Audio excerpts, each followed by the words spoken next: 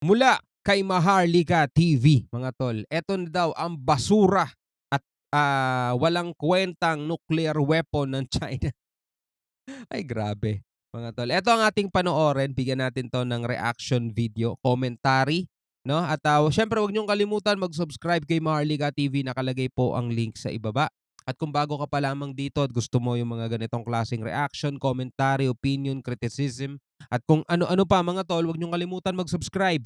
Click niyo na rin ang notification bell para ma-notify kayo whenever na may mga bago tayong reaction video tulad nito. Alright, so wag na natin patagalin pa. Panoorin na natin 'to. Ano 'tong basurang nuclear weapon daw ng China?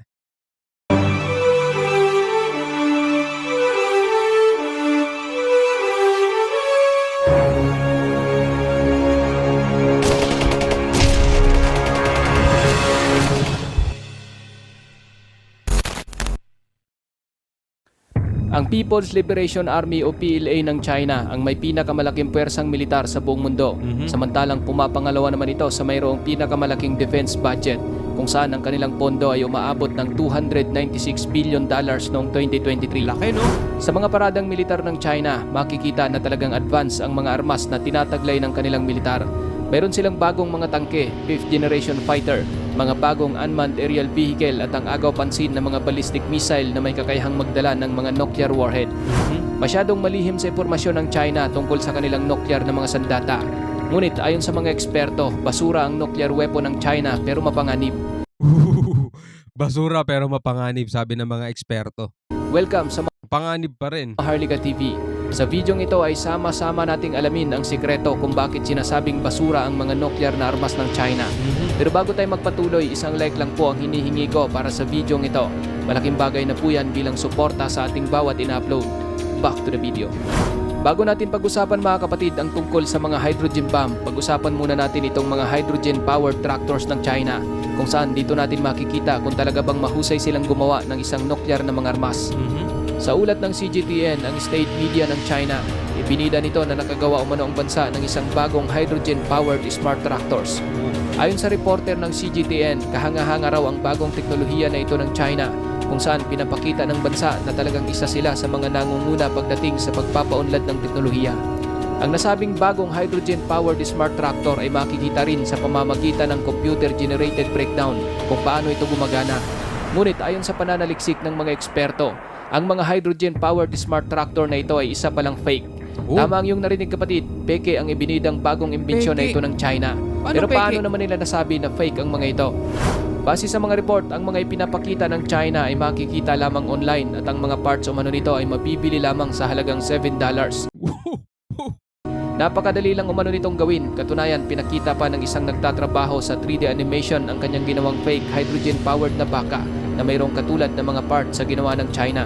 Panay pandaraya at pagmamanipula ang ginagawa ng gobyerno ng China. Parang yung parang yung ginagawa nilang pagpapatayo ng mga skyscraper nila doon sa bansa nila, mga tol.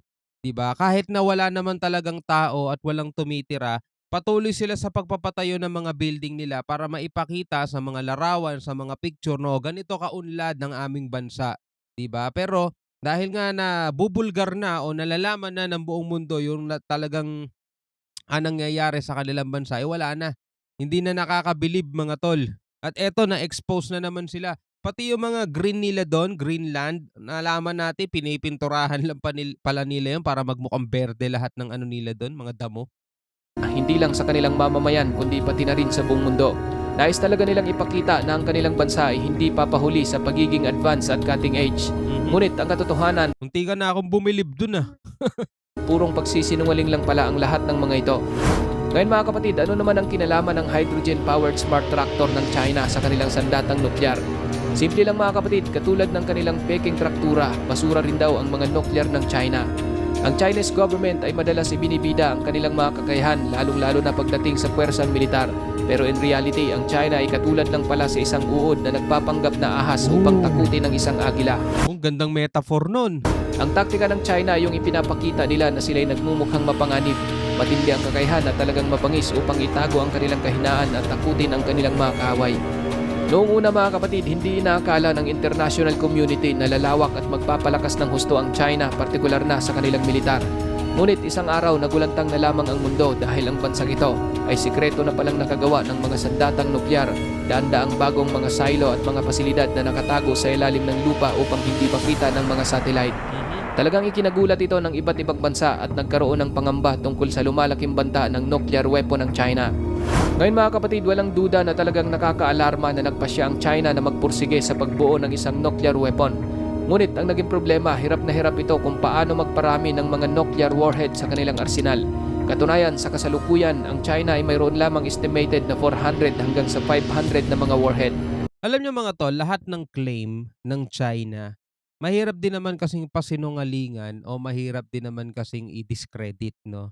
Malalaman at malalaman natin ang totoong puwersa nila o yung kapabilidad nila is sa totoong labanan din naman mga tol, which is ayaw natin mangyari, 'di ba? So yung mga naririnig nating mga balita, kwento nila yun eh, kwento ng mga eksperto yun at kwento rin ng China yan. Pareho silang nagkokontrahan. Tayo naman ay nanonood lang at nagbibigay ng reaksyon. Pero kung titignan natin history ng China mga tol, pagdating sa paggawa ng mga bagay-bagay, alam nating hindi talaga siya dekalidad. No? Do meron silang mga ibang produkto, limbawa sa mga sasakyan, masasabi nating okay naman na, no? May mga tropa tayo na may mga sasakyan silang China car. Okay naman mga tol, wala namang problema at ang totoo nga gustong-gusto nila yung mga sasakyan nila eh. 'Di ba? Wag na tayo magbanggit pa ng brand. Basta i-search nyo na lang kung ano yung mga brand ng sasakyan dito sa Pilipinas na China made mga tol, no? Hindi siya yung tipong ano lang ng China, clone lang ng China o kinaya lang ng China. Kumbaga talagang China brand talaga mga tol. At sabi naman nila maganda naman daw, maayos. Pero dahil nga bago pa, hindi natin masasabi kung reliable talaga kasi dapat tatagal talaga yan ng mga 5 taon bago mo malaman kung okay naman ang sasakyan, di ba? Pero dito nga sa mga gamit ng China, katulad na lamang nitong sa mga nuke warhead nila mga tol, malalaman natin kung talagang totoo bang basura 'to o malalaman natin kung talagang totoo ang pinagmamalaki ng China sa totoong labanan talaga. Which is parang ayaw naman natin mangyari o ayaw talaga natin mangyari kaya mananatili 'tong hanggang kuwentuhan at kontrahan na lang talaga sila. Malayong malayo ito sa mahigit 5,000 nuclear warhead ng Amerika. Sa Amerika no doubt, no question na 'yan. Sila unang-unang sumampol ng mga ganito, eh. 'Di ba sinample nila sa Japan, eh. Sila unang nag-testing niyan, eh. At nung okay naman nung nangyari nung, dati, 'di ba, 1945 ba 'yun? 'Di ba, sila unang-unang sumubok nun. 'Yun ang una't huli mga tol, 'no? At wala ng mga sumunod dun, puro mga testing na lang. Eh, alam natin talaga ang kapabilidad ng Amerika pagdating sa ganyan. Ang nuclear program ng China ay hindi rin daw dekalidad. Nabuo lamang umano ito ng mabilisan dahil sa inggit ng China sa Soviet Union, kung saan nakiusap itong si Mao Zedong sa mga Soviet na bigyan sila ng atomic bomb upang kanilang pag-aralan. Hindi naman nabigo ang China, nakipagtulungan sa kanila ang Soviet Union at sinuplayan sila ng mga sample ng isang atomic bomb at supporting data upang makabuo ng sariling armas nuklear. Ngunit pagkalipas ng 2 taon, binawi rin ng Soviet ang kanilang suporta sa China dahil sa pampulitikang mga dahilan. Nagkaroon ng lamat ang relasyon ng China at Soviet Union at lubhang nangamba si Mao Zedong sa pagiging nuclear power ng mga ito. Dahil dyan, pinangangambahan niya rin na baka atakihin sila ng Soviet gamit ang armas nuklear. Kaya naman agad siyang nagpagawa ng isang underground na mga taguan sa ilalim ng mga lansangan sa Beijing. Labis na sumama ang loob nitong si Mao Zedong sa pagbawi ng suporta sa kanila ng Soviet Union. At dahil din doon, ang Noy Soviet na labis niyang hinangaan ay tinuring niya ng isang kaaway at isang traidor sa komunismo. Gayunpaman, sa kabila ng pagkawala ng suporta, talagang determinado pa rin ang China na makabuo ng sandatang nuklear. Gamit ang mga naiwan mula sa mga siyentipikong Soviet, naisip nila kung paano gumawa ng isang nuclear bomb kahit wala itong maayos at pulidong pagsasaliksik. Ang nuclear weapon program ng China ay halos nakatuon lamang sa pagbibigay ng papuri kay Mao Zedong. Ngunit sa bandang huli, nagiging nuclear power pa rin sila at yan ay pinagdiwang ng buong China. Ngayon mga kapatid, noong makabuo na ang China ng isang nuclear na armas, paulit-ulit na sinasabi ni Mao Zedong na wala umano siyang pakialam kung magkakaroon ng nuclear war. Napakalaki raw ng populasyon ng China at kahit matodas pa raw ang kalahati sa mga ito, magkakaroon pa rin siya ng sapat na mga tao upang patuloy na makipaglaban.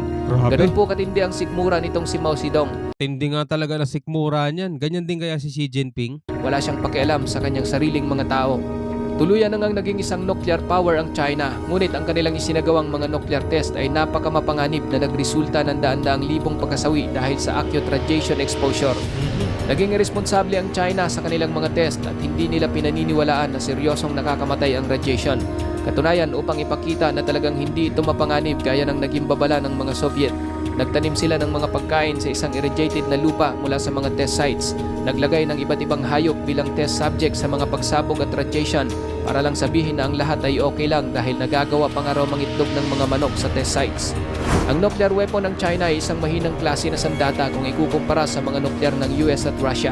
Ngunit bagamat basura at hindi pulido ang paggagawa nito, may tuturing pa rin itong isang mapanganib at seryosong banta. Oo naman. Ayon sa mga eksperto kapatid, ang armas at militar ng China ay isa lamang malaking kalokohan at pananakot.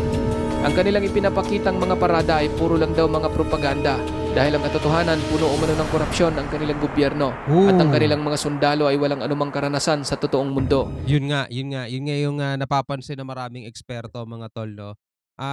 Ang sabi nga nung napanood ko mga tol, nakalimutan ko kung anong palabas yun, eh. Kaya daw nakikita niyo yung mga ano nila, mga jet fighter nila, mga warship nila laging maganda itsura, makinis. Wala kasing karanasan pa yon. Yung mga sundalo nila mga tol, wala rin daw karanasan yan sa actual combat. Wala daw talaga silang, kumbaga kaya nga silang talunin ng mga Pilipino dahil ano, eh, yung alam naman natin yung mga sundalo natin talagang ilang dekada na mga tol nakikipagsagupaan yan, talagang ano yan, kumbaga subok na. Sila ensayo, puro simulation, puro gano'n.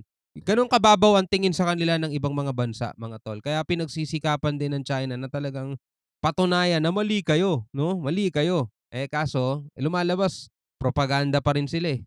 At kung ikukumpara sila sa ibang mga bansa na mayroong modernong militar, talagang mapapasubo ng wala sa oras ang China.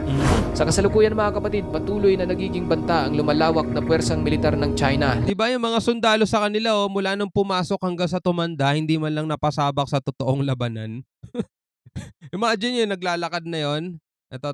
Sa kasalukuyan Ayan mula pumasok yan hanggang sa tumanda, 'di man lang napasabak sa totoong laban yan. mga kapatid, patuloy na nagiging banta ang lumalawak na puwersang militar ng China, lalo na ang kanilang nuclear weapon. Patuloy na mayroong malawak na ambisyon ang kanilang gobyerno, hindi lang sa China kundi maging sa buong mundo. Maring hindi natin inaakala na nakikipagdigmaan na ang China sa ating bansa. Ngunit ang katotohanan, talagang nakikipagdigmaan na sila sa pamamagitan ng cyber, economic, cultural, legal at full spectrum war. Gustong manipulahin ng China ang iba't ibang bansa, nais nilang pasukin at pahinain ang gobyerno nito. Pagnakawan ng teknolohiya, pahinain ang mga sistemang pang-edukasyon, pakialaman ang politika at manipulahin ang mga tao gamit ang entertainment.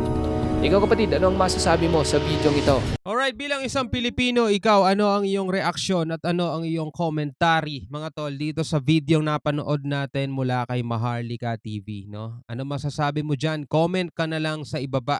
Alright, so wag mong kalimutan mag-subscribe kay Maharlika TV at dito rin po sa ating channel kung gusto mo yung mga ganitong klaseng reaction video. Maraming salamat mga kapatid. Hanggang sa muli, ako nga pala si Shobal D. Peace out.